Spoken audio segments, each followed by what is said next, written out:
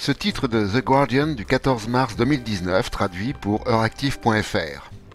L'extraction des ressources responsable de la moitié des émissions mondiales de carbone. On y apprend que plus de 92 milliards de tonnes de matières premières sont consommées tous les ans. De la biomasse, principalement pour l'alimentation, des métaux, des combustibles fossiles et des minéraux, et ce chiffre croît à hauteur de 3,2% par an. Depuis 1970, l'extraction des combustibles fossiles a augmenté de 5 milliards de tonnes, celle des métaux augmente de 2,7% chaque année, et celle d'autres minéraux, particulièrement le sable et le gravier pour la fabrication de béton, a pratiquement été multipliée par 5. Sur la même période, la récolte de la biomasse est quant à elle passée de 9 à 24 milliards de tonnes. L'extraction des matières premières du sol représente 53% des émissions de carbone du monde, avant même que l'on ne tienne compte des combustibles consommés.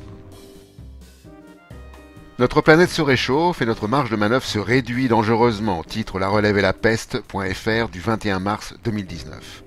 En 2018, dans son rapport sur les conséquences d'un réchauffement global de 1,5 degré, le groupe intergouvernemental d'experts sur le changement climatique, GIEC, émettait l'hypothèse d'un réchauffement climatique inférieur à cette température à condition d'employer à grande échelle des méthodes d'élimination du CO2.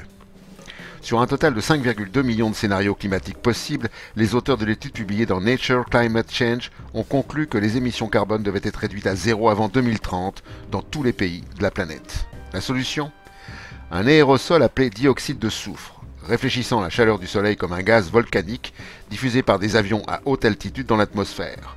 Ce procédé de géo-ingénierie solaire constituerait une solution sans danger permettant de réduire le réchauffement climatique. Les technologies de géo-ingénierie solaire restent jusqu'à présent très théoriques sans qu'on connaisse réellement leurs conséquences. Libération.fr du 29 février 2019 nous alerte sur le changement soudain des écosystèmes marins. L'océanologue Grégory Beaugrand, directeur de recherche au CNRS, a dirigé une étude qui montre que sur la période 1960-2015, en moyenne 2,8% de la surface océanique a été concernée chaque année par des phénomènes de réorganisation abrupte.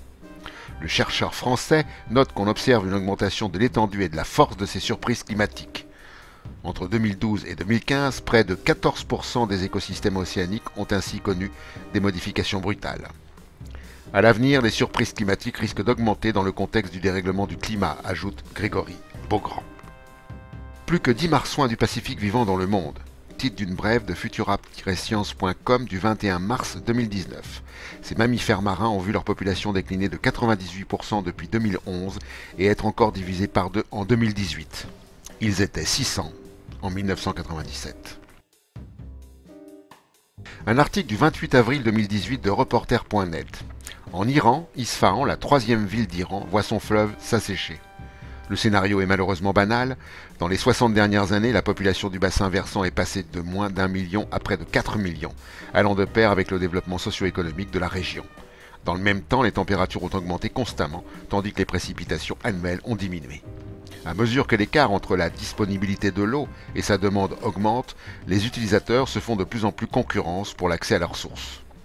Le géographe Jean-François Coulet invite à la réflexion. Apprendre de l'histoire de l'eau à Isfahan et en Iran est une occasion de réfléchir aux choix que nous faisons dans la gestion de l'eau.